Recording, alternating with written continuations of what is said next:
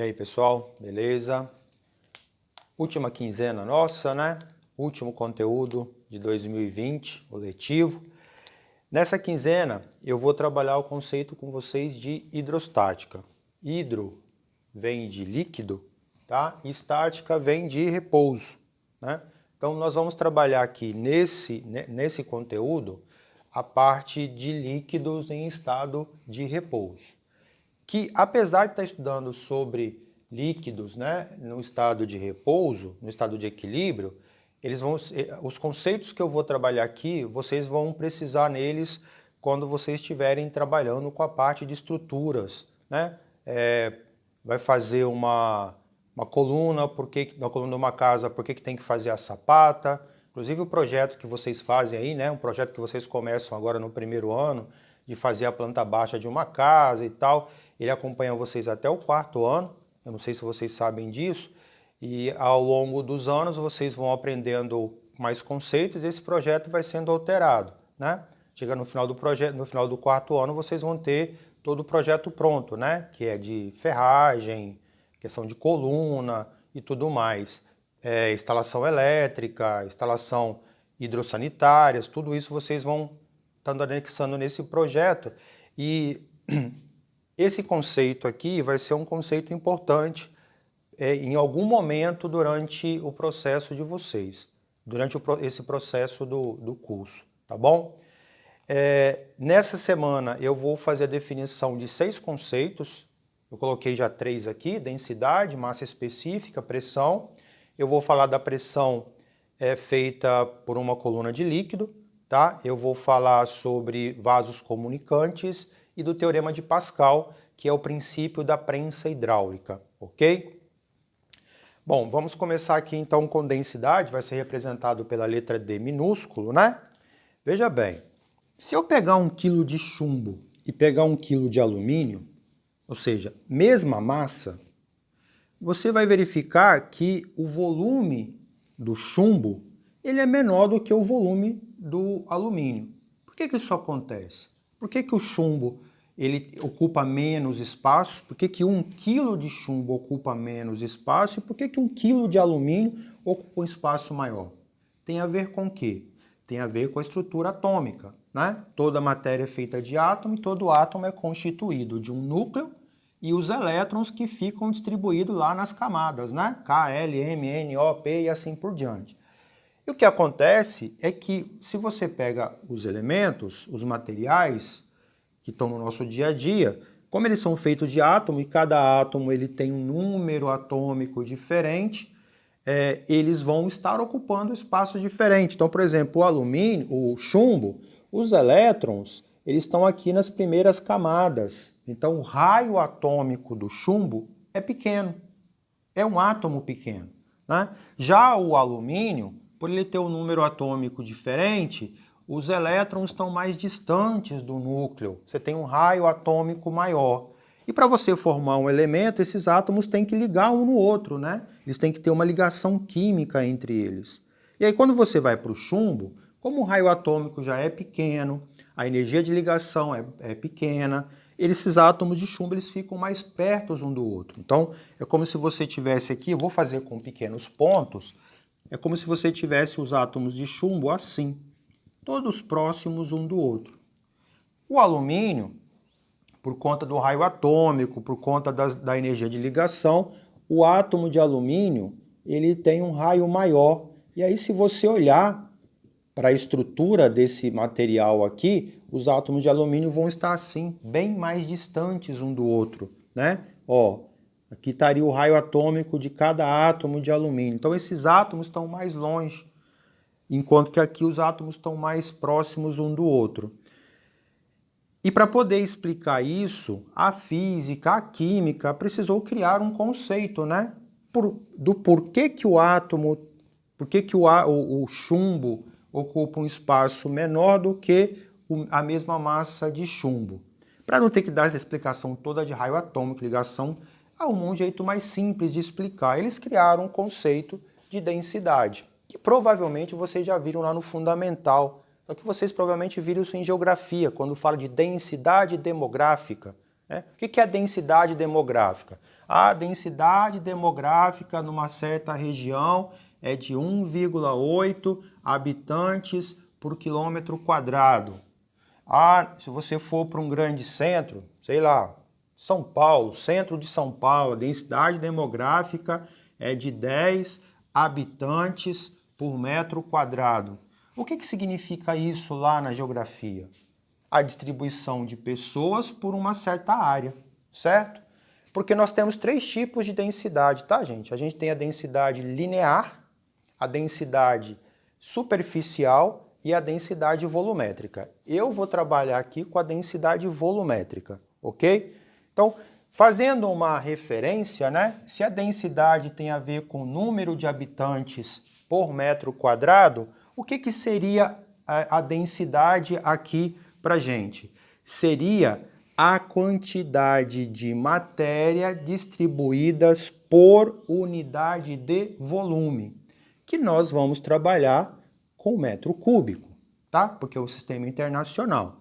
Então, a densidade que nós falamos, né, tanto na física quanto na química, ela é uma grandeza que mede a quantidade de matéria que está distribuída por unidade de volume, que nesse caso vai ser metro cúbico, desculpa.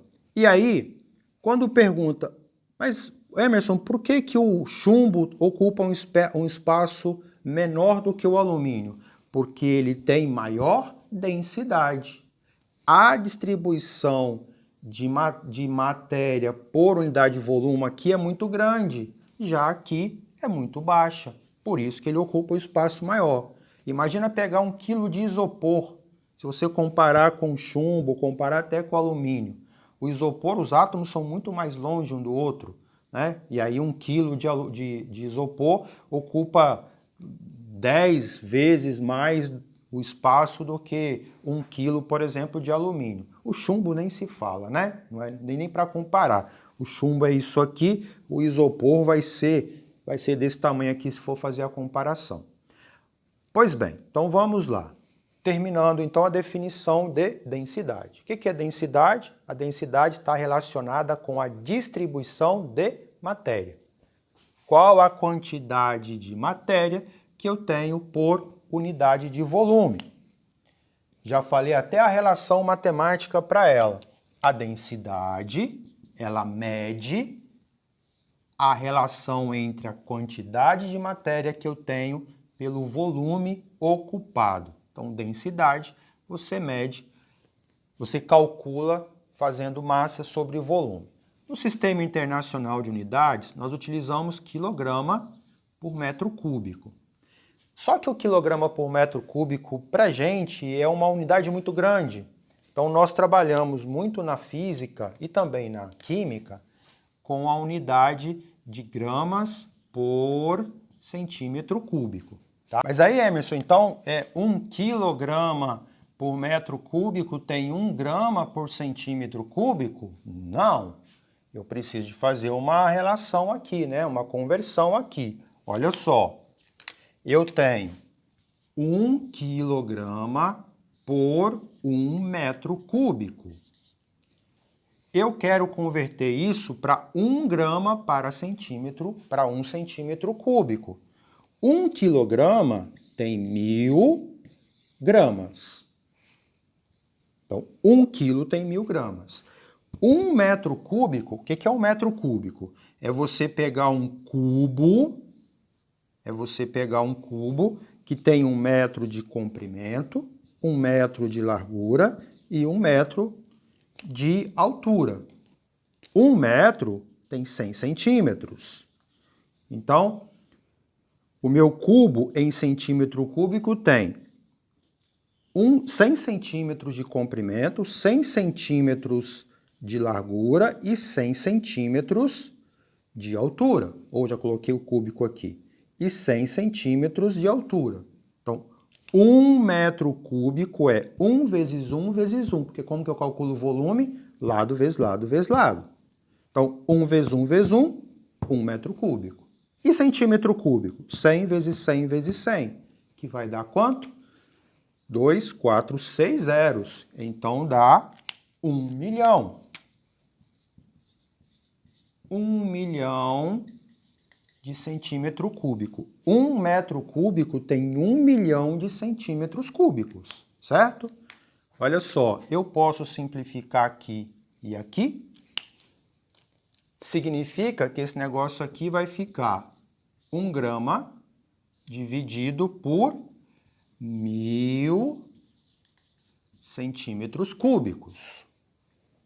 Eu quero só a unidade gramas por centímetro cúbico. Então vamos tirar esse cara aqui. Tirar não, separar, né? Vamos deixar ele separado aqui, ó. Ó, eu vou colocar aqui grama por centímetro cúbico. Onde foi que eu comecei? Comecei aqui, ó. Ó, 1 quilograma por 1 metro cúbico é igual a 1 sobre 1000 gramas por centímetro cúbico. Ou seja, para passar, presta atenção, ó, para passar dessa unidade aqui para essa unidade aqui, o que eu vou precisar fazer? O valor que tiver aqui eu vou ter que multiplicar por 1 e dividir por 1000. Mas como qualquer número multiplicado por 1 é ele mesmo, eu vou guardar apenas a coisa de fazer o quê? Dividir por 1000. Então, quando tiver em quilograma metro cúbico e eu quiser passar para gramas por centímetro cúbico, o que eu tenho que fazer? Eu tenho que dividir por 1000. E se eu quiser fazer o contrário, porque nós vamos fazer muito isso, eu estou em grama por centímetro cúbico e eu vou ter que converter para quilograma metro cúbico. Como que eu vou fazer? Ora, se daqui para cá eu divido o processo inverso, ó, se eu quiser vir daqui para cá, o 1000 está dividindo, passaria para cá fazendo o quê? Numa operação matemática? Multiplicando. E é isso que eu vou fazer ali. Se eu tiver em gramas por centímetro cúbico, precisar passar para quilogramas, eu vou multiplicar por 1000, tá? Então, densidade é isso, ele determina, ele te informa, na verdade, né? Qual a quantidade de matéria que está distribuído por unidade de volume. Normalmente trabalhamos a densidade quando o corpo é feito de material heterogêneo, tá? Normalmente trabalhamos com a densidade quando o material está na fase sólida. Então, a densidade ela está associada a corpo, tá? A um corpo, não a uma substância, mas a um corpo inicialmente. Então, quando eu pegar um corpo qualquer, quando eu for projetar lá a coluna, qual vai ser o volume ali da caixa que eu vou ter que poder encher ali, eu vou trabalhar com volume, tá? Então, e lembrando que eu tenho esse fator de conversão aqui, ok? E a massa específica? O que trata a massa específica? Ela trata da mesma coisa que a densidade. Ela trata da distribuição de matéria por unidade de volume, porém, ela trata de substância e não de matéria no geral, né? Se eu tiver uma mistura, por exemplo, eu não falo de massa específica. Se eu tiver uma mistura, se eu tiver um corpo heterogêneo, eu falo de densidade. Mas se eu falar só de alumínio, se eu falar só de água, se eu falar só de óleo, eu vou tratar de massa específica. Tá? Então, a massa específica é a mesma definição, é o mesmo conceito, só que tratando da substância em si. A massa específica nós representamos pela letra Mi, não é U, tá? É a letra grega Mi, parece um U, né? Mas é a letra Mi. Ela trata da distribuição de substância por unidade de volume. E o que acontece? Quando nós vamos trabalhar, por exemplo, com líquidos, a densidade e a massa específica, elas acabam coincidindo em valores. Porque sim, se você for trabalhar com a densidade de um corpo, por exemplo, você faz lá um cubo, de ferro. E esse cubo, ele tem uma cavidade aqui no interior, ele tem um buraco ali no interior. Então, quando eu vou trabalhar com o cubo todo, eu vou trabalhar com a densidade dele. E nesse caso, a densidade, ela considera aquele buraco ali. Então, você vai calcular o volume total do cubo, né? Você vai calcular o volume total e você vai... Deixa eu vir para cá, né? Você vai calcular o volume total do cubo, incluindo aquele buraco lá, e vai considerar qual é a massa dele. Você pega ali e coloca na balança. Ah, deu 10 quilos e ele está ocupando, ele tem um volume de 0,5 metros cúbicos. Então, qual é a densidade do cubo? 10 dividido por 0,5. Então, é 20 quilogramas por metro cúbico. A densidade, ela leva em consideração, inclusive, o espaço vazio que tiver ali. Mas aí fala assim, bom, eu quero calcular a massa específica, olha só, do ferro. Tá vendo a diferença? Eu quero calcular a densidade do cubo. Eu quero calcular a massa específica, eu quero calcular a densidade somente do material ferro, da substância ferro. Então, o que eu vou precisar fazer? Eu vou ter que tirar essa parte aqui. Eu vou ter que calcular qual é o volume dessa esfera que está lá dentro e subtrair desse volume aqui. Vamos supor que aquele cara ali dê 0,1 metro cúbico. Eu calculo o volume aqui e esse volume dá 0,1 metro cúbico. Então, na hora que eu vou calcular a densidade do ferro, eu vou fazer 10 quilos, né? Porque o cubo tem 10 quilos, só que eu não vou dividir por 0,5. Eu vou dividir por 0,5 menos 0,1, porque eu tenho que tirar esse espaço aqui da conta. Então, vai ser por 0,4. E aí não vai dar a mesma coisa, né? Porque 10 dividido por meio é diferente de 10 dividido por 0,4. Vai dar aqui 25 quilogramas por metro cúbico. Então, observe que no caso de um material sólido, né, a densidade, que é a distribuição de matéria pelo espaço ocupado, e aí inclui o espaço lá dentro, que está vazio, mas o cubo está ocupando todo esse espaço de meio metro cúbico, a densidade dá 20. Quando eu vou calcular a massa específica do ferro, já estou trabalhando com a substância, eu tenho que pegar o volume apenas que o ferro está ocupando. E aí não bate, tá vendo? A densidade lá do corpo deu 20 e do ferro deu 25. Mas, vamos pegar outra situação. Eu tenho um recipiente aqui que está cheio de água. Cheio de água aqui, ó. Aqui tem 2 quilos de água e o volume que está sendo ocupado aqui é de 0,5 metros cúbicos, meio metro cúbico. Né? Calcule a densidade da água aqui. A densidade da água, massa sobre volume, 2 dividido por 0,5, isso vai dar 4 quilogramas por metro cúbico. A densidade da água não é essa não, tá? Estou dando só um exemplo aqui. Aí calcula agora a massa específica da água. Tem como essa água aqui ter um espaço vazio lá dentro? Não tem como, né? Porque como ela é líquido, o líquido ocupa todo o espaço que está dentro do recipiente. Então, o que vai acontecer? O volume ocupado vai ser o mesmo que a água está ocupando lá. Logo, a massa específica também vai dar 4 kg por metro cúbico. Quando se trata de líquido, aonde eu quero chegar? Quando se trata de líquido, nós não vamos nem falar de densidade, nós vamos falar de massa específica. Por quê? Porque nos líquidos a massa específica coincide com o valor da densidade. Então é mais prático e mais conveniente, quando for tratar de líquidos, falar de massa específica. Por que eu estou reforçando isso?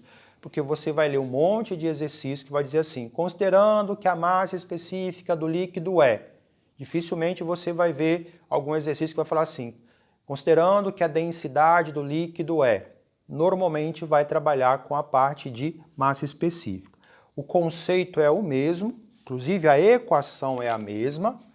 A massa específica, ela mede a relação entre a massa da substância e o volume ocupado pela substância. Aqui mede a relação da massa do corpo dividido pelo volume ocupado pelo corpo. E o volume ocupado pelo corpo e o volume ocupado pela substância podem ser diferentes, principalmente quando se trata de coisas sólidas, né? Eu tenho lá o cubo, vou reforçar, hein? Eu tenho lá o cubo e ele tem uma cavidade lá dentro. O volume do corpo leva em consideração aquele buraco ali. O volume ocupado pela substância, aqui não tem substância, então eu tenho que tirar essa parte ali, tá bom? Então, densidade e massa específica tratam da mesma, inicialmente da mesma coisa, a distribuição de matéria pelo espaço ocupado, só que aqui eu considero espaços vazios e aqui não, é só aonde tem a substância, ok? Pressão. O que é a definição de pressão? Bom, pressão vem de pressionar. O que você entende por pressionar? Eu te dou esse apagador aqui e falo, gente, pressiona esse apagador aí. O que você vai fazer com ele? Você vai fazer isso? Não. Você vai fazer isso? Não, porque isso é torcer. O que você vai fazer? Você vai apertar. Muito bem. Pressão tem a ver com apertar. E você apertar, você precisa fazer o que para apertar? Você precisa fazer uma força. Então, pressão tem a ver com força. Tem a ver com, na verdade, com a relação da força por unidade de área. Então, a pressão, ela tem a ver com pressionar, ela tem a ver com apertar. Mas não é simplesmente apertar. Vamos pegar uma caneta. Se você faz isso aqui, ó, e aperta a caneta, aperta, o que acontece? Faz aí. Apertar mesmo, aperta com força. Tira o bico, deixa a tampa da caneta, deixa assim. Coloca aqui e aperta. O que você está sentindo? Aqui embaixo dói, aqui não. Mas por que aqui embaixo está doendo o meu dedo e aqui não? Ah, Emerson, é porque tem uma ponta. E o que tem a ver a ponta? O que tem a ver a ponta com essa parte aqui? O que tem de diferente? O que está diferente? A área de contato, exatamente. A força que eu estou fazendo aqui é a mesma. Porque, você assim, não, Emerson, mas esse dedo aqui tem muito mais força do que esse. E a terceira lei de Newton fica onde, hein? A toda ação tem que corresponder uma reação na mesma intensidade. Então, quando você faz isso aqui, a força que você está fazendo aqui e a força que você está fazendo aqui é a mesma. Emerson, não é, eu estou sentindo dor ali embaixo. A força é a mesma. O que acontece é que, como tem uma área de contato diferente, o resultado vai ser diferente. Então, quando você faz uma força numa superfície que tem uma área grande, é uma coisa. Quando você faz uma força numa superfície pequena, o resultado é diferente, tá? Então, a pressão, ela tem a ver com a relação entre a força aplicada e a área de aplicação. O que nós observamos? O que eu observei em relação à caneta? Que o meu dedo doeu mais, aquele que estava em contato com isso aqui. Por quê? Por que o meu polegar aqui está doendo mais? Porque a pressão aqui embaixo está maior. E por que a pressão está maior? Porque a área de contato ela está menor. Lembra que eu faço setinha para falar que é maior e a setinha para baixo para falar que é menor, né? Então o que acontece é que, apesar de eu estar fazendo a mesma força, a pressão aqui embaixo é maior. E por ela ser maior, eu estou sentindo dor. Enquanto que aqui em cima não, porque a área é menor. Tá? Então, pressão, por definição, tem a ver com a distribuição de força por unidade de área. E é por isso que quando você vai fazer uma construção, por que você coloca a coluna você não simplesmente vai lá, fura o buraco e coloca a coluna daquele jeito. Quando você vai fazer uma coluna, você tem que vir aqui embaixo e fazer isso. Por que que tem que fazer isso aqui, lá, a tal da sapata, numa coluna de uma casa? Porque se você faz assim, simplesmente assim, como a área é pequena e o peso da casa vai estar em cima dessa coluna, ela vai começar a afundar aqui, ela vai começar a furar a terra e essa coluna vai começar a afundar. E aí a casa vai para o beleléu, né? Quando você faz isso aqui, você aumenta a área, você diminui a pressão que essa coluna vai estar fazendo aqui no terreno e com isso ela não vai conseguir afundar. Se você tem quintal na sua casa, pega alguma coisa aí. Não vamos pegar a caneta, porque senão vai estragar a caneta, né? Pega um lápis, se você quebrar a ponta é só fazer de novo. Mas pega o lápis e vai com a ponta do lápis lá na terra e aperta. Você vai ver que ele vai afundar um pouco. Se você fizer com a parte de trás, ele não vai. Por quê? Porque com essa área aqui, você tem uma pressão pequena. Aí alguém fala assim, Emerson, mas eu já vi quando vai construir prédio, vem umas máquinas, né? Chama bate-estaca. Eles colocam uns tubos assim de concreto e vai batendo esse trem lá. E aí não tem essa sapata. Realmente não tem. Mas o que que acontece, gente? Veja bem, para você fazer essa coluna aqui, você vai lá e você escava, você tira a terra. Aqui não. Eles colocam esse negócio aqui e isso aqui vai batendo. O que que acontece? A terra que está aqui embaixo, ela vai sendo compactada, tá? Outra coisa, como aqui não está sendo escavado, está sendo perfurado pela própria coluna, além de você fazer essa compactação aqui, a pressão da terra nas laterais ela é muito grande. A força que essas paredes da terra estão fazendo, porque ela não foi escavada, ela é muito grande. E o que que acontece com essa força aqui? Essa força aqui gera atrito, tá? Então gera atrito. O que acontece é que essa pressão aqui, ela gera um atrito para cima. Mas por que para cima mesmo? Porque a hora que eu fizer a casa, ou fizer o prédio aqui, esse trem vai tentar afundar. Mas aí, como essa força é muito grande, você vai ter um atrito muito grande. E o atrito não vai deixar sair. Quando você vai fazer a coluna de uma casa, você escava, né? Você faz o buraco aqui para poder colocar colocar a forma ali de madeira, né, para poder encher de concreto. E aí você não tem, por exemplo, essa questão aqui do atrito. Você não tem essa questão aqui da compactação, entendeu? Por isso, e quando eu vou fazer uma casa de 2, 3 andares, eu tenho que fazer a sapata. E quanto maior for mais alta for a casa, né? Ou seja, quanto mais andares tiver, mais área eu vou precisar, mas não nessa coluna, né? Porque você vai ter um limite aqui também. Vocês vão aprender isso lá no curso de vocês, tá bom? Durante o curso aí vocês vão aprender. Não adianta, eu não consigo fazer uma sapata desse tamanho aqui. Não vai adiantar, não. O que seria ser feito é ser feito um número maior de colunas, um número maior de sapatas. Aí isso já tem a ver especificamente com a engenharia, tá? Já existem uns cálculos feitos aqui que essa área também não adianta eu fazer ela muito grande, porque essa força não vai conseguir se distribuir igualmente em todas as partes aqui. Para uma pequena parte, sim. A força que eu fizer aqui, ela se distribui uniformemente aqui. Mas se eu fizer muito grande, esse trem vai quebrar aqui e aí ela vai começar a afundar. Então, você faz mais colunas, ok? Bom, mas então é isso. A pressão, ela tem a ver com a distribuição, ou seja, a relação entre a força de aplicação e a área de aplicação dessa força. A unidade, no Sistema Internacional de Unidades, é o Newton por metro quadrado ou Pascal, que vai ser representado só por PA, tá?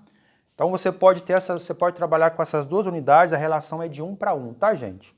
Newtons por metro quadrado e Pascal é de 1 para 1. 1 Newton por metro quadrado e 1 Pascal é a mesma coisa. Trata-se da mesma coisa. Mas por que então Pascal? Porque Pascal fez um estudo sobre a pressão, a relação de força, por isso que o Sistema Internacional resolveu homenageá-lo aqui, tá? Ao invés de Newton por metro quadrado, trabalhar também com Pascal, tá bom? Então, pressão, por definição, é representado pela letra P, né? Por conta do P lá, P maiúsculo, e ela mede a relação da força por unidade de área. Isso aqui eu vou cobrar muito de vocês, porque isso é muito cobrado, tá, gente? A relação aqui, ó, de pressão e a área. A pressão e a área são inversamente proporcionais. Quanto maior for a área, menor vai ser o valor da pressão. Quanto menor for o valor da área, maior vai ser a pressão. Por isso que todo material de corte tem a área de contato fininha, a faca. Por que a faca, a parte de corte, né? Se eu pegar o perfil do corte da faca é assim, ó. Então você tem a faca aqui, né? Vamos supor que eu corte a faca aqui, você vai olhar aqui, você vai ver isso, ó. Ela é em forma de V. Por que ela é desse jeito? Para diminuir a área e a pressão aqui ser muito grande, tá? Por isso que todo material de corte, ele tem essa parte afiada. O objetivo é reduzir a área para que esse material exerça grande pressão e o esforço que eu vou fazer para cortar seja menor, tá bom? Vamos agora para o próximo item. Eu falei da pressão exercida por uma coluna de líquido, só que para eu falar sobre isso aqui, primeiro eu preciso falar da pressão atmosférica. A nossa atmosfera, ela exerce pressão. Por quê? Bom, porque se você pega aí, aqui está a superfície da Terra, tá? Aqui está a superfície da Terra. Nós temos a nossa atmosfera, né? Ou seja, nós temos ar envolvido aqui, o ar envolvendo toda a Terra, e esse ar tem massa, porque ele é feito de átomos, e átomo tem massa. E se tem massa, sofre a força da ação gravitacional. A Terra está puxando o ar para baixo, tá? Então, o ar que está aqui, ele está sendo puxado para baixo aqui através do peso. Aí alguém vai falar assim, nossa, Emerson, mas o ar tem peso? Tem. Essa sala que vocês estudam aqui, ela deve ter uns 8 por uns 12 metros, 8 de largura por uns 12 de comprimento, e deve ter aí uns 3 metros de altura. Se a gente pegar esse ar que está aqui e pesar ele, dá mais ou menos aí uns 1.300, 1.400 quilos, tá? Então o ar pesa, e pesa muito, tá bom?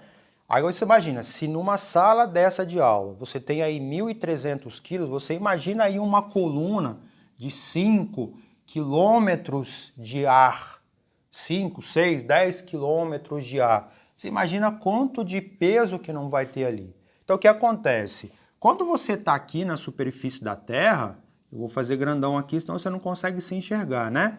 Mas sobre a sua cabeça existe uma coluna de ar de 4, 5 quilômetros de altura.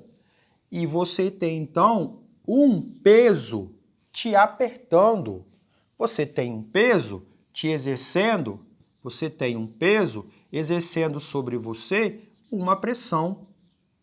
Então, a atmosfera, ela exerce sobre toda a superfície, todo o corpo dentro dela, uma pressão.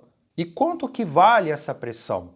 Quanto de pressão que a atmosfera faz na superfície da Terra, aqui na superfície da Terra? O primeiro físico a fazer uma medição da pressão foi Torricelli. O que Torricelli fez? Ele pegou, e não foi assim de cara não, tá? Ele tentou várias coisas, porque a gente fala assim, ó, ele pegou um tubo de ensaio, de 1 metro de comprimento, ele pegou mercúrio, o metal mercúrio, encheu aqui de mercúrio, tá? Ele encheu aqui de mercúrio e ele pegou esse tubo fechado aqui embaixo, tá, gente? Fechado aqui assim, ele pegou esse mercúrio e virou ele numa vasilha, num recipiente. Ele virou esse mercúrio num recipiente e esse 1 metro de mercúrio que está aqui não desceu todo. Ele desceu até um certo ponto. Então, um pouco do mercúrio veio aqui para a vasilha e ele veio até aqui. E ele foi lá e mediu essa altura aqui, deu 76 centímetros de altura. E aí quando fala assim, parece que o cara falou assim, peraí, eu vou ali medir a pressão atmosférica. Ah, deixa eu pegar um tubo de 1 metro. Não, não, foi assim não. Ele fez testes, vários testes, ele pensou, ele refletiu sobre o assunto, fez alguns experimentos, provavelmente fez com água, fez com outros líquidos, fez com outros comprimentos, mas ele chegou no final que deu certo. Ele escolheu o metal mercúrio. Por que ele escolheu o metal mercúrio? Porque o mercúrio é pesado, ele tem uma densidade muito grande, então uma pequena quantidade de mercúrio tem uma massa grande, ou seja, tem um peso grande. Então ele escolheu o mercúrio por conta disso. E aí fez dessa forma, ele pegou esse tubo, virou ele de cabeça para baixo e esse 1 metro de mercúrio que estava aqui dentro, de líquido que estava aqui dentro, ele não desceu todo para a vasilha. Ele desceu até um certo ponto, né? E ficou 76. E aí Torricelli falou assim, olha, a pressão atmosférica, a pressão feita pela atmosfera, é a mesma pressão feita por uma coluna de 76 centímetros de mercúrio. Então a primeira medição que nós tivemos da pressão era assim, da atmosférica. A pressão atmosférica é 76 centímetros de Hg, ou a pressão atmosférica é 760 milímetros de Hg. Porque 1 centímetro é 10 milímetros, né, gente? Então 76 centímetros é multiplicar por 10. Provavelmente vocês já viram isso aqui em química, né? Ou lá em ciências, no ensino fundamental. A pressão atmosférica, que Torricelli falou que ela não mede. Torricelli falou assim, a pressão atmosférica, ela equivale à mesma pressão feita por uma coluna de mercúrio de 76 centímetros. Agora, por que o mercúrio desceu até aqui e parou? Por que ele não desceu mais? Por questão de equilíbrio. Aqui do lado de fora, você tinha o ar exercendo pressão. Aqui do lado de fora, você tem a pressão feita pelo ar. E o que aconteceu? Por que parou aqui? Porque a pressão feita pelo ar aqui se igualou à pressão feita por aqui. A pressão feita pelo mercúrio para querer sair, a força que ele estava fazendo para querer sair, se igualou à força que o ar está fazendo aqui, não querendo deixar ele sair. Então, essa pressão aqui se igualou a essa aqui. Por isso que Torricelli falava, a pressão atmosférica equivale à mesma pressão feita por uma coluna de 76 centímetros de mercúrio, porque se igualou ali, né? Houve um equilíbrio de forças, do lado de dentro com o lado de fora. A gente usa isso até hoje, né? Para colocar, por exemplo, a pessoa vai sair, tem animal de estimação em casa, vai ficar uns 2 dias fora, aí você tem um trem desse aqui para colocar ração, tem um negócio desse para colocar água, né? Desce até um certo ponto e para, e à medida que vai consumindo aqui, isso vai descendo, né? A gente utiliza isso até hoje, não é isso? Então, a pressão atmosférica, a primeira medida foi feita por Torricelli e ele chegou nesse valor aqui. Nos dias atuais, né, nós já nem trabalhamos mais com isso aqui no sistema internacional, deixar bem claro isso, porque foi feita uma medição, né, com equipamentos e tudo mais, e quando eles mediram a pressão, né, utilizando o conceito de pressão, com instrumento e tudo mais, chegou-se ao valor de 1 vezes 10 elevado a 5 newtons por metro quadrado, ou 1 vezes 10 elevado a 5 pascal. O que é 1 vezes 10 elevado a 5, hein, gente? 1, 2, 3, 4, 5 newtons por metro quadrado. Ó, em cada metro quadrado de área de superfície da Terra está sendo exercida uma força de 100.000 newtons. Então você mede 1 metro quadrado aí na sua casa, nesse metro quadrado você tem 100.000 newtons de força. Vamos pensar em massa. Como é que calcula peso mesmo? É massa vezes gravidade, né? Isso aqui, se a gente pensar em peso, se eu quiser saber só a massa, divide por 10, né? Então tira aí um zero, você tem então 10.000 quilos por metro quadrado. Ou seja, em cada metro quadrado da superfície da Terra, você tem uma força equivalente a 10 toneladas, porque 10.000 quilos é 10 toneladas. São 10 toneladas por metro quadrado de área na superfície. Ou seja, é uma pressão muito grande. E é exatamente por isso, um dos motivos, né? Mas tem outros, mas um dos motivos que Deus teve que colocar um coração em você. O coração não é só para fazer o sangue circular, mas é para não deixar que você seja esmagado, que você imploda, tá? Porque o que acontece... Bom, primeiro não vai rir do meu boneco, tá? Não sou bom para desenhar, eu sou bom para desenhar carrinho, essas coisas. Gente, eu não sou bom não. Mas olha só, presta bem atenção. Nós que estamos aqui na superfície da Terra, estamos sendo apertados por uma força de 10 toneladas, né? De 10.000 quilos. Se nós não tivéssemos o coração, não tivéssemos ali o sangue circulando, os nossos órgãos internos todos, eles iriam ser esmagados pela pressão atmosférica. Então, o coração, além de fazer, né, fazer o oxigênio sair daqui de fora e ser distribuído pelas células, ele também tem a função de equilibrar essa pressão externa aqui. Então, o coração, ele exerce uma pressão,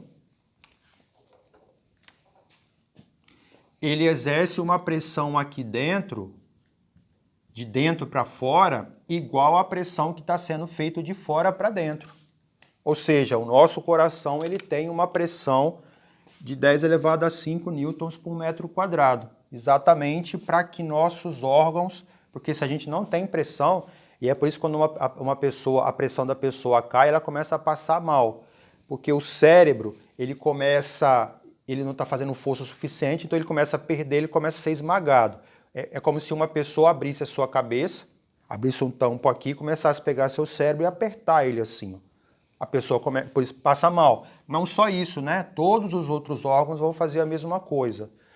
Inclusive, pressão baixa pode matar, porque vai acontecer lesões aqui. A pressão alta também. A pressão alta pode causar hemorragia, né? As veias ali, as artérias podem não aguentar tanta força, porque aí a força para fora vai estar maior do que para dentro, e aí uma artéria pode estourar. O AVC basicamente é isso, né? Você tem uma pressão muito grande aqui, as veias e as artérias ali acabam estourando e você tem uma hemorragia. Por isso que chama, né? Acidente vascular. Vascular vem de veia, vem de artéria, né? Então, o coração é responsável por nos mantermos vivos aqui na superfície da Terra, tá? Se você mergulha, né? O que acontece?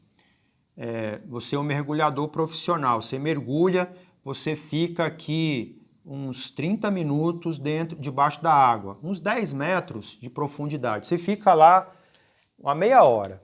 Você não pode simplesmente fazer isso aqui de uma vez, porque a hora que você chegar aqui, você morre. Ou você tem uma lesão muito grande. Mas por que, Emerson? Porque quando você desce e você fica sob pressão, porque à medida que você vai descendo aqui, a pressão vai aumentando. Eu vou explicar isso melhor na hora que eu vier aqui, tá? Mas quando você desce aqui, você começa a mergulhar, você tem a pressão feita pela água também. Então, junta a pressão junta a pressão atmosférica, que está aqui em cima, mais a pressão feita pela água. Então a pressão vai aumentando. De 10 toneladas, ela vai para 15, 20 e assim por diante. E aí o que seu coração tem que fazer para você não morrer? Ele tem que aumentar a pressão do lado de dentro. Então se a pressão aqui vai para 15, a pressão aqui dentro tem que ir para 15 também, né? E aí o cilindro de oxigênio, ele não tem só oxigênio, porque nós não respiramos só oxigênio. Assim, quando você faz isso, não entra só oxigênio, entra nitrogênio, entra gás carbônico, entra poeira, entra um monte de coisa. 8% do ar que a gente inspira é oxigênio, o resto são outras coisas, tá? A maior parte, na verdade, do ar que nós inspiramos é nitrogênio. E o cilindro de oxigênio que é colocado no mergulhador, ele não é oxigênio puro, ele tem uma mistura, tá? E aí o que acontece? O cara está aqui dentro, ele está respirando isso, e aí, por conta da profundidade, por conta da pressão, o nitrogênio acaba circulando pelo sangue. Ele entra na corrente sanguínea e acaba circulando por ali.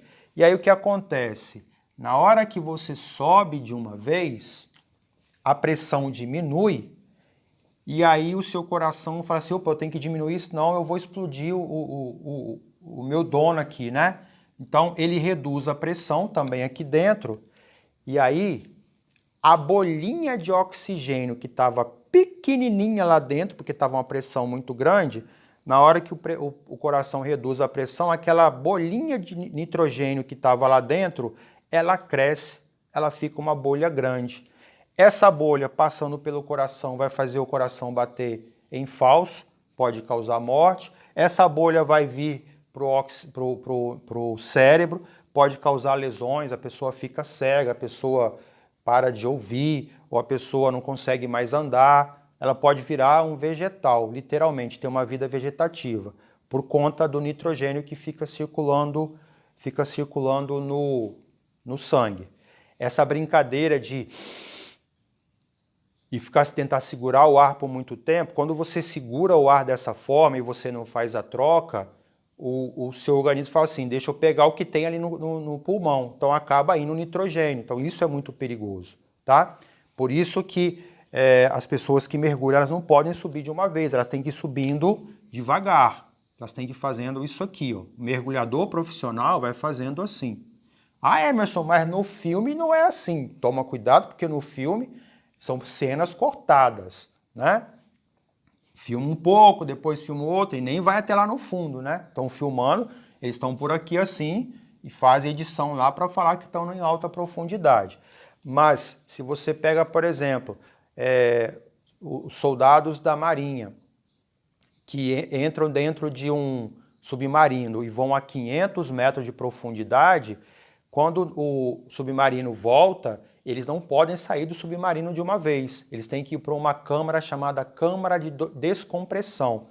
A descompressão tem que ser feita aos poucos para dar tempo do organismo eliminar aquelas bolinhas de nitrogênio que está circulando aqui para que eles possam sair em segurança, tá bom? Então, o nosso coração, além de poder fazer circular o oxigênio, ele também nos impede de ser esmagado pela pressão atmosférica, porque ela não é baixa, ela é altíssima, tá bom? Agora vamos lá para a pressão feita por uma coluna de líquido. Bom, eu já dei uma palhinha, né, do que seria a pressão feita por um líquido. Você imagina que você tem aqui um lago, tá? Aqui está cheio de água. Aqui está a pressão atmosférica, né? Pressão atmosférica. O que esse cara percebeu? Não só ele, várias outras pessoas, mas ele conseguiu chegar nos finalmente. Se eu pegar uma bexiga, uma bola de festa, encher ela de ar, colocar ela aqui, ela vai ter um volume. O que esse cara percebeu basicamente? Que à medida que eu ia descendo, essa bexiga ia ficando menor. Ela ia só diminuindo de volume. Mas por que ela ia diminuindo de volume? Porque ela estava desse tamanho aqui, lá na superfície, né? estava desse tamanho. À medida que ela foi aumentando a profundidade, ela foi fazendo isso, ela foi ficando com um volume cada vez menor. Mas por que isso está acontecendo? Ora, aqui em cima está o ar apertando a água.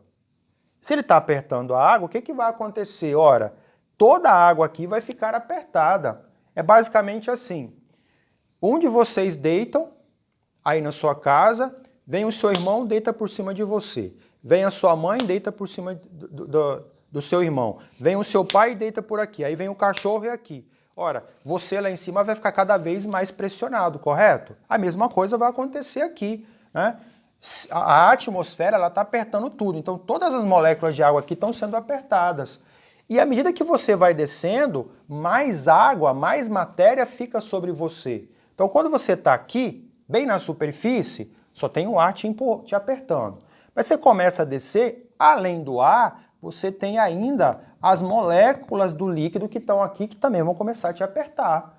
E à medida que você vai descendo, mais água vai ter aqui em cima, mais líquido vai ter aqui em cima, maior vai ser a pressão.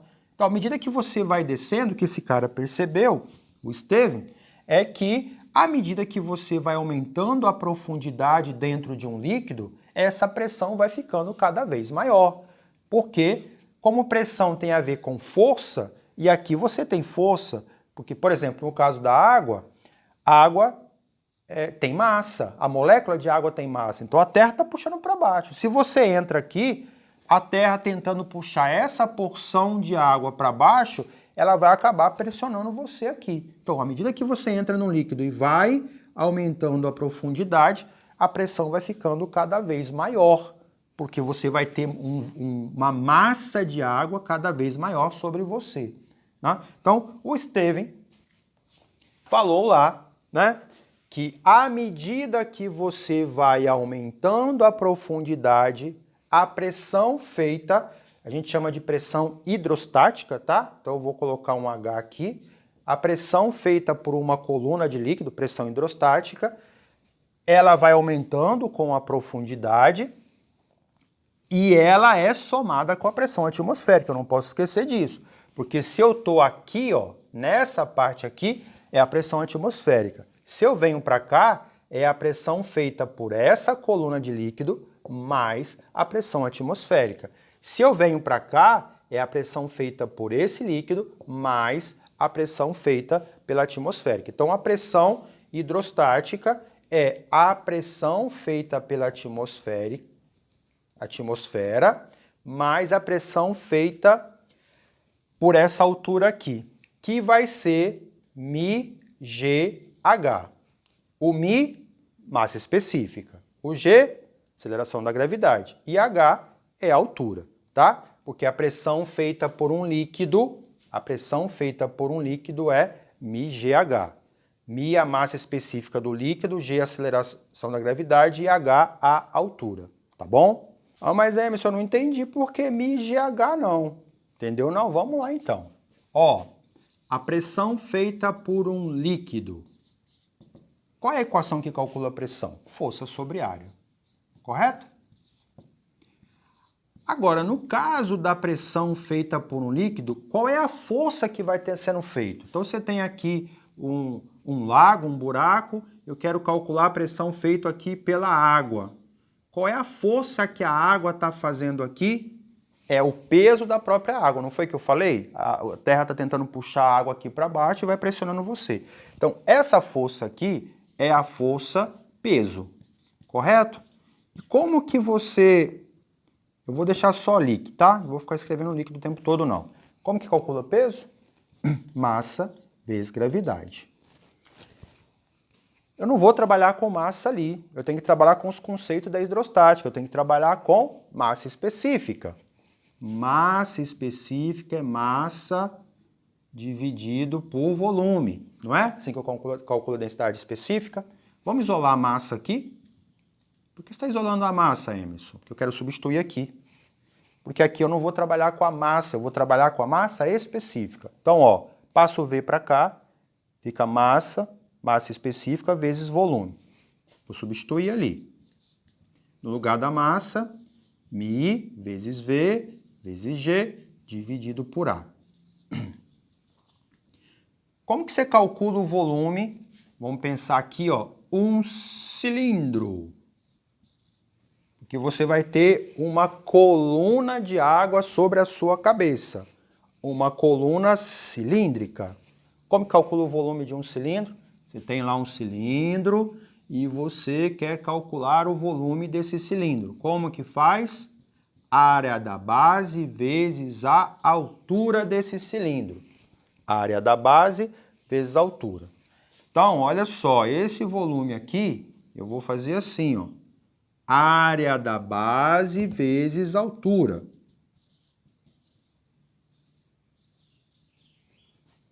O volume é a área da base do cilindro vezes a altura. Área com área eu posso simplificar. O que sobrou? Sobrou que a pressão feita pelo líquido vai ser μHg. A ordem dos fatores não altera o produto, μGH. μGH. Que foi o que eu coloquei aqui. Então, essa parte aqui é a pressão feita pela coluna de líquido. Aqui a pressão atmosférica, a pressão total ou hidrostática, tá? Vamos deixar total? A pressão total é a pressão atmosférica mais a pressão feita pelo líquido. Bom, vamos lá para os vasos comunicantes. O que seriam vasos comunicantes? Vocês vão precisar disso lá no projeto de vocês, tá? O que é um vaso comunicante? Ó, vai construir a casa, você vai lá, põe a caixa d'água, né? Põe a caixa d'água lá na parte mais alta. Aí desce o cano que vai para o chuveiro. E aí sai o cano que vai lá para a torneira da pia. Isso aqui tudo são vasos comunicantes, tá? Então, vaso comunicante é quando você pega um recipiente e liga ele em outro recipiente. Distribuição de água numa cidade, né? Você vai lá, bota a caixa d'água no lugar mais alto e aí desce o cano que vai para as casas e cada casa dessa vai ter um cano que vai levar água para a caixa. São vasos comunicantes. Então, basicamente, vasos comunicantes é quando você pega vários recipientes e interliga eles através de um tubo. Então tá aqui, ó. Eu tenho vários recipientes, inclusive de formatos diferentes, né? Um tem a base estreitinha, a outra tem a base mais larga, o outro é reto, enquanto que aqui é diferente. Então, vasos comunicantes são isso. São recipientes que eu interligo através de um tubo. E, independente do formato do recipiente, se eu pegar uma linha, ó, aqui, aqui e aqui, imagina uma linha passando por esses três pontos, ponto 1, ponto 2, ponto 3. O que foi verificado? Que ao se medir a pressão total, pressão atmosférica mais a pressão do líquido, a pressão no ponto 1 foi igual à pressão no ponto 2, que foi igual à pressão no ponto 3.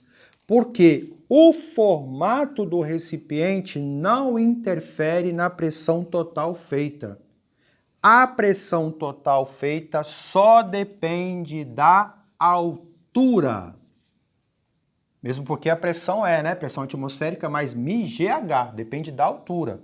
Então, o que foi verificado é que, independente do recipiente, o formato, o próprio volume do recipiente, aqui era o chuveiro, né? Aqui é a caixa d'água, independente do formato, independente do tamanho, porque a caixa d'água de uma cidade tem que ter 20, 30 mil litros, ou até mais, né?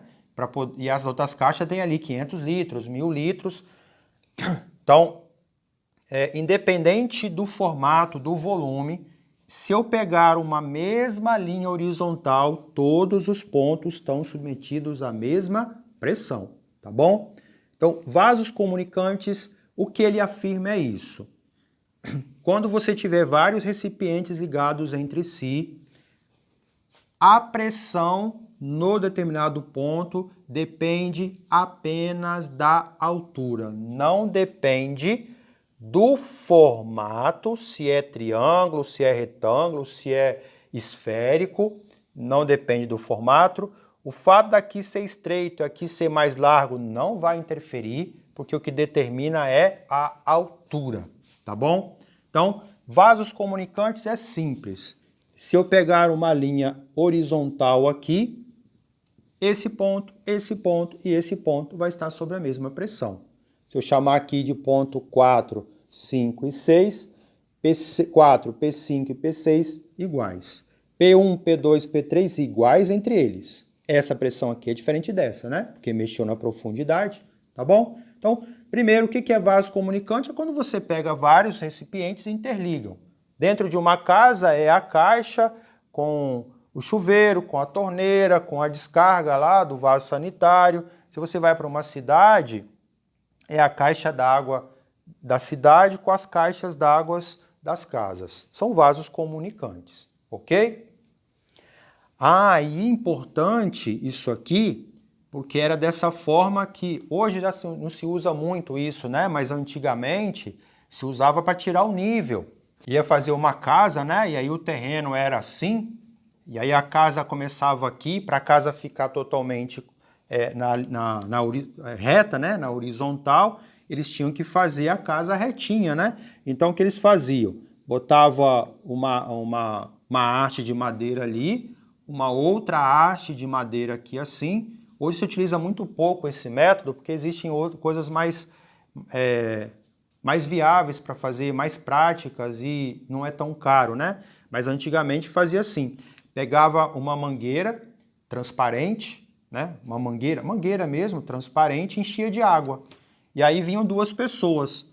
Uma pessoa segurava a mangueira por aqui assim, segurava a mangueira aqui, essa mangueira fazia isso, e aí a outra pessoa segurava na outra haste lá. E aí eles seguravam até que a água na mangueira, porque ela vai ficar subindo e descendo, uma hora ela para, né? Se eu ficar segurando ali, a água para. A água para aqui, o cara ia lá e fazia um traço ali na haste. Do outro lado, o ajudante dele ia lá e fazia um traço lá na madeira. E aí eles garantiam que essa linha aqui é uma linha que está na mesma horizontal. E aí eu tenho que fazer o alicerce daqui até aqui e o alicerce daqui até aqui para a casa ficar plana. Hoje usa outros métodos, não usa esse método de mangueira. São poucas pessoas que ainda utilizam. Você tem o laser, né, que dá para fazer, o nível de laser. Tem outros métodos para poder fazer isso. Mas antigamente se usava muito isso aqui, a mangueira de nível, que usava o conceito de vasos comunicantes. Tá ok? Bom, gente, o teorema de Pascal, também conhecido como princípio da prensa hidráulica, o que Pascal descobriu? Pascal descobriu o seguinte, olha só. Imagina que isso aqui é um recipiente, tá? Um recipiente. Eu vou colocar aqui um negócio que nós chamamos de êmbolo. O êmbolo é uma tampa móvel. Aquela borrachinha preta que fica na seringa, já viram aí? Não tem aquela borrachinha preta ali? Aquilo ali é chamado de êmbolo. Eu consigo colocar o líquido lá dentro, eu consigo mexer com aquela parte ali e o líquido não sai para trás, ele só sai para frente, né? Então, muito bem. Então, eu vou pegar esse recipiente, eu vou colocar aqui um êmbolo aqui e outro êmbolo do lado de cá. Só que para isso ele tem que ser assim. E vou colocar um outro êmbolo aqui. Nota-se que eles têm áreas diferentes, tá? Porque isso aqui é um cilindro, tá, gente? Imagina um cilindro, aqui uma boca desse tamanho e lá uma boca mais estreitinha. O que Pascal percebeu? Ele percebeu o seguinte, aqui ele encheu de líquido, colocou o líquido aqui, e aí ele foi lá e nessa parte aqui ele veio e exerceu aqui uma pressão de 5 newtons por metro quadrado. Ele veio aqui e fez uma pressão de 5 newtons por metro quadrado. O que aconteceu? Lá do outro lado, saiu uma pressão de 5 newtons por metro quadrado. Ele fez uma pressão de 5 newtons aqui, saiu uma pressão de 5 newtons do lado de lá. E o contrário também. Ele veio aqui, fez uma pressão aqui de 5 newtons, do lado de cá saiu uma pressão de 5 newtons por metro quadrado. Qual foi a conclusão que Pascal teve?